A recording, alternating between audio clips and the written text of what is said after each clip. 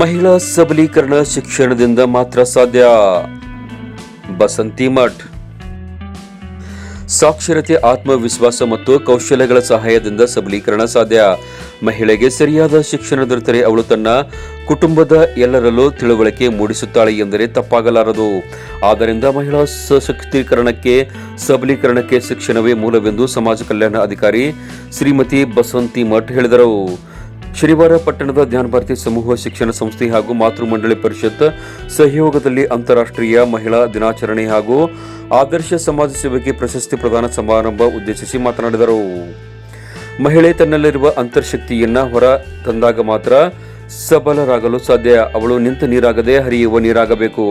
ಸಮಾಜದಲ್ಲಿ ಆಗುತ್ತಿರುವ ಬದಲಾವಣೆಗಳನ್ನು ಒಪ್ಪಿ ಮುನ್ನಡೆದರೆ ಸಬಲೀಕರಣ, ಮಹಿಳಾ ಸಶಕ್ತೀಕರಣ ಸಾಧ್ಯವೆಂದರು.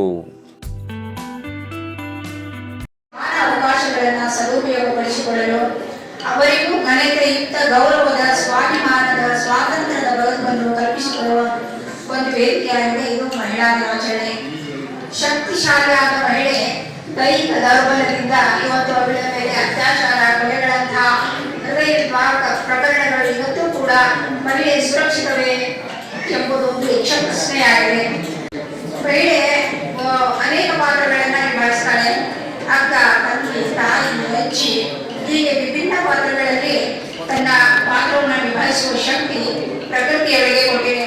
ಒಪ್ಪಿಕೊಂಡು ಉದ್ಯೋಗಸ್ಥ ಮಹಿಳೆಯಾಗಿ ತನ್ನ ಉದ್ಯೋಗ ಹಾಗೂ ಕುಟುಂಬದ ಸಮತೋಲನವನ್ನು ಕಾಯ್ದುಕೊಳ್ಳತಕ್ಕಂಥ ಶಕ್ತಿ ಆ ಮಹಿಳೆಗೆ ಇವತ್ತಿನ ದಿನ ಪ್ರತಿಯೊಬ್ಬರು ಮಹಿಳೆಯರು ಕೂಡ ಉದ್ಯೋಗವನ್ನು ಮಾಡ್ತಾ ಇದ್ದಾರೆ. ವಿಭಿನ್ನ ಕ್ಷೇತ್ರಗಳಲ್ಲಿ ಉದ್ಯೋಗವನ್ನು ಮಾಡ್ತಾ ಕುಟುಂಬವನ್ನು ಕೂಡ ಸಂಭಾಳಿಸ್ತಾ ಇದ್ದಾರೆ.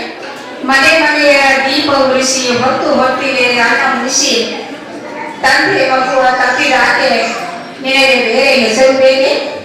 ಸ್ತ್ರೀ ಎಂದರೆ ಅಷ್ಟೇ ಸಾಕೆ. ರಾಜಕಾರಣ, ಶಿಕ್ಷಣ, ಸಾಹಿತ್ಯ, ಕಲೆ, ವೈದ್ಯಕೀಯ, ವಿಜ್ಞಾನ, ತಂತ್ರಜ್ಞಾನ, ವ್ಯಾಪಾರ ಎಲ್ಲದರಲ್ಲೂ ನಾವು ಪುರುಷರಿಗೆ ಸಮಾನವಾಗಿ ಇವತ್ತು ನಮ್ಮ ಕಾರ್ಯಕ್ಷೇತ್ರವನ್ನ ವಿಸ್ತರಿಸಿಕೊಂಡಿದ್ದೇವೆ ಅಂತ ನಾನು ಹೇಳ್ಕೊಳ್ಳಿಕ್ಕೆ ಹೆಮ್ಮೆ ಅನಿಸ್ತಾ ಇದೆ. ಮುಂಜಾಗ್ರತೆಯನ್ನು ತೆಗೆದುಕೊಳ್ಳಲು ನಾವು ತಾಯಂದಿರು ನಮ್ಮ ಮಕ್ಕಳನ್ನ ಇವತ್ತು ನಿಯಂತ್ರಣದಲ್ಲಿ ಇಟ್ಕೊಳ್ಬೇಕಾಗಿದೆ. ಆ ದಿಶೆಯಲ್ಲಿ ತಾವೆಲ್ಲರೂ ಗಮನ ಹರಿಸಬೇಕು ಅಂತ ನಾನು ಹೇಳ್ತೇನೆ. ಪ್ರಾಸ್ತಾವಿಕವಾಗಿ ಮಾತನಾಡಿದ ಶಿಕ್ಷಕಿ ರಮಾದೇವಿ ಮುತಾಲಕ್, ವೀರ ವನಿತೆ ಓಬವ್ವ, ಕಿತ್ತೂರು ರಾಣಿ ಚೆನ್ನಮ್ಮ, ವಚನ ಸಾಹಿತ್ಯ ಕ್ಷೇತ್ರಕ್ಕೆ ಅದ್ಭುತ ಕೊಡುಗೆ ನೀಡಿದ ಅಕ್ಕ ಮಹಾದೇವಿ ಹೀಗೆ ಹಲವರ ಕುರಿತಂತೆ ಪಾಠಗಳಿದ್ದು ಅವರ ಕೊಡುಗೆ ಹಾಗೂ ಸಾಧನೆ ಸಾರ್ಥಕ ಸ್ಮರಣಾರ್ಥಕವಾಗಿದೆ ಎಂದರು. ಎಲ್ಲ ಮನೆಯ ಜವಾಬ್ದಾರಿಗಳನ್ನ ವಹಿಸಿಕೊಳ್ಳೋದು, ಆಗು ಹೋಗುಗಳನ್ನು ನಿಭಾಯಿಸುವುದು, ಹೆಚ್ಚಿನ ಸಂಬಂಧಗಳನ್ನ ನಿರ್ವಹಿಸುವುದು, ನಿಭಾಯಿಸುವುದು ಮತ್ತು ಮಗುವಿಗೆ ಜನ್ಮ ಕೊಡುವಂತಹ ವಿಶೇಷ ಶಕ್ತಿಯನ್ನ ಪ್ರಕೃತಿ ಮಹಿಳೆಯರಿಗೆ ಮಾತ್ರ ದಯಪಾಲಿಸುತ್ತದೆ. ಕಾರ್ಯಕ್ರಮದಲ್ಲಿ ಆದರ್ಶ ಮಹಿಳಾ ಸಮಾಜ ಸೇವಕಿ ಪ್ರಶಸ್ತಿಯನ್ನ ಆಶಾ ಕಾರ್ಯಕರ್ತೆ ಶ್ರೀಮತಿ ಕವಿತಾ ಅರಳಲದಿನ್ನಿ ಅವರಿಗೆ ನೀಡಿ ಗೌರವಿಸಲಾಯಿತು.